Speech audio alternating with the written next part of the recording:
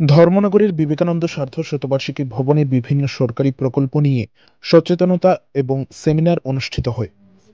৩০ জানুয়ারি মঙ্গলবার দুপুর আনুমানিক ১২টা নাগাদ উত্তর ত্রিপুরা জেলার জেলাসদর ধর্মনগর শহরের বিবেকানন্দ সার্ধ শতবার্ষিকী ভবনে কেন্দ্রীয় সরকারের বিভিন্ন প্রকল্প নিয়ে সচেতনতা এবং সেমিনার অনুষ্ঠিত হয়।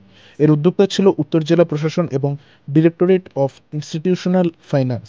এই বিশেষ অনুষ্ঠানে উপস্থিত ছিলেন উত্তর ত্রিপুরা জেলা পরিষদের সভাধিপতি ভবতোষ দাস মহোদয়, উত্তর জেলার অতিরিক্ত জেলাশাসক বিপ্লব দাস, ডিরেক্টরেট অফ ইনস্টিটিউশনাল ফিন্যান্সের senior development officer Tapas Kumar বসা, ডেভেলপমেন্ট অফিসার রিতেশ দেববর্মা এবং উত্তর জেলা ডেপুটি কালেক্টর মনোজ দেববর্মা সহ জেলা পরিষদ সদস্যবৃন্দ এবং পোস্ট অফিসের বিভিন্ন স্কিমে কাজ করা এজেন্ট ভাই বোনেরা।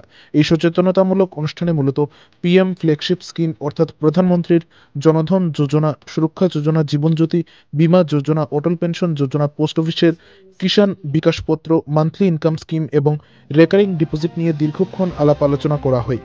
পাশাপাশি এই অনুষ্ঠানে সাইবার ক্রাইম নিয়েও আলোচনা করা হয়, কিভাবে মিডিয়াকে সাঙ্গ করে অথবা অ্যাপসের মাধ্যমে সাধারণ মানুষের টাকা একটা অংশের মানুষ নয়ছয় করছে তার বিরুদ্ধে মানুষকে সচেতন করা হয়। আমি Tapas Kumar Basak, development officer, directorate of institutional finance থেকে বলছি। আমরা আজকে এখানে বিবেকানন্দ সার্ধশত ভবনে একটি অ্যাওয়ারনেস প্রোগ্রামে অংশগ্রহণ করার জন্য এসেছি। তো এই প্রোগ্রাম মূলত আমরা কয়েকটি বিষয়ের উপর একসঙ্গে করছি।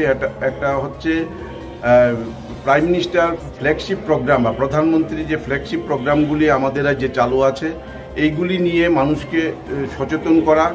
দ্বিতীয় যেটা হচ্ছে সেটা হচ্ছে সাইবার ক্রাইম। আপনারা জানেন যে বিভিন্ন মিডিয়ার মাধ্যমে বা বিভিন্ন অ্যাপসের মাধ্যমে আমাদের যে সাধারণ জনগণ প্রতারিত হচ্ছে বিভিন্নভাবে, বিভিন্ন মেসেজ দিয়ে বা এইভাবে, ওই বিষয়গুলি নিয়ে কিছু আলোচনা করা, এটা হচ্ছে সাইবার ক্রাইম। এবং পরবর্তী যেটা হচ্ছে নন ব্যাংকিং ফাইন্যান্সিয়াল কোম্পানি বা মাইক্রো ফাইন্যান্স এবং স্মল সেভিংস, এই বিষয়গুলি নিয়ে বিস্তৃতভাবে আলোচনা করার জন্যই আমরা আজকে এখানে উত্তর ত্রিপুরা জেলা প্রশাসন এবং ডাইরেক্টরেট অফ ইনস্টিটিউশনাল ফাইন্যান্সের যৌথ উদ্যোগে আমরা এখানে মিলিত হয়েছি।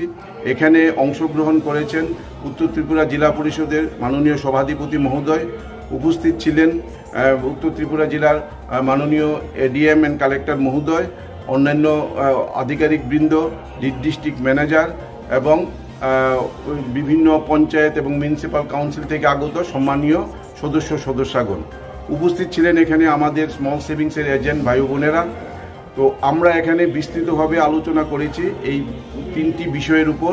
প্রাইম মিনিস্টার ফ্ল্যাগশিপ প্রোগ্রাম যেগুলি ফাইন্যান্স রিলেটেড, যেমন প্রধানমন্ত্রী জনধন যোজনা, এটার মাধ্যমে অ্যাকাউন্ট খোলা হয়।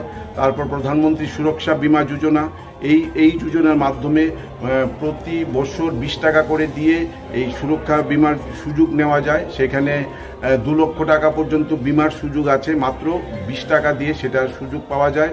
তারপর আছে প্রধানমন্ত্রী জীবনজ্যোতি বীমা যোজনা, সেখানে 436 টাকা এক বছরে দিয়ে সেখানেও একটি বীমার সুযোগ পাওয়া যায়। সেটা যে কোনো ধরনের ডেথ যদি হয়, ন্যাচারাল ডেথ, যে কোনো ধরনের ডেথ হলে সেখানে 2 লক্ষ টাকা পর্যন্ত বীমার সুযোগ পাওয়া যায়।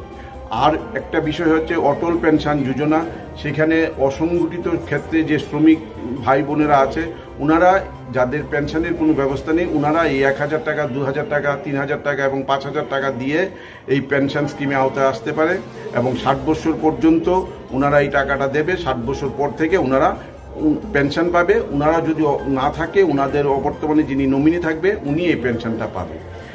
এই বিষয়গুলি নিয়ে বিস্তৃত আলোচনা করা। পাশাপাশি স্মল সেভিংসের যে স্কিমগুলি আছে, পোস্টাল সেভিং স্কিম, যেমন Kisan Vikaspatra, monthly income scheme, post office recurring deposit scheme, এই বিষয়গুলি নিয়েও আমরা এখানে বিস্তৃতভাবে আলোচনা করেছি। আমাদের এজেন্ট ভাই বোনেরা এখানে উপস্থিত হয়েছে। ওনারা কমিশনের মাধ্যমে এই এজেন্সিগুলির কাজ করে এবং আমাদের এজেন্টরা সোললি এই স্মল সেভিংস এজেন্সি করে ওনারা ওনাদের জীবন জীবিকা নির্বাহ করছে। এটা একটা কর্মসংস্থানের একটি বিশাল ব্যবস্থা। আমাদের রাজ্যে প্রায় 4 থেকে 4,500 হাজারের মতো এজেন্ট ভাই বোনেরা আছে, যারা সোললি এই স্মল সেভিংসের উপর নির্ভর করে তারা কাজ করছে। তো এই বিষয়গুলি নিয়েই আজকে এখানে বিস্তৃতভাবে আলোচনা হয়েছে।